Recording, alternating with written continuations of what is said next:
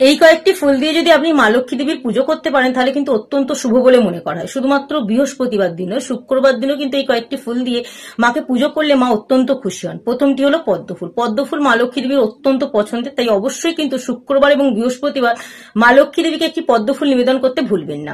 দ্বিতীয়টি হচ্ছে লাল জবা ফুল। লাল জবা ফুলও কিন্তু মা লক্ষ্মী দেবীর অত্যন্ত পছন্দের, তাই আপনি অবশ্যই কিন্তু একটি বাড়িতে লাল জবা ফুলের গাছ রাখবেন। বাড়িতে লাল জবা ফুলের গাছ রাখাও কিন্তু খুব শুভ বলে মনে করা। এটা কিন্তু ইতিবাচক শক্তিকে আপনার বাড়ির মধ্যে আকর্ষণ করার ক্ষমতা রাখে। তাই প্রতি বৃহস্পতিবার এবং শুক্রবার মা লক্ষ্মী দেবীকে একটি লাল রঙের জবা ফুল নিবেদন করতে ভুলবেন না, এতে কিন্তু আপনার দারিদ্রতা আস্তে আস্তে কমতে থাকে। তৃতীয়টি হচ্ছে পারিজাত ফুল। পারিজাত ফুল দেখতে হয় সাদা রঙের ছোট ছোট, এই ফুলও মা লক্ষ্মী দেবীর পছন্দ, তাই এই ফুল নিবেদন করতেও কিন্তু আপনি ভুলবেন না লক্ষ্মী পুজোতে।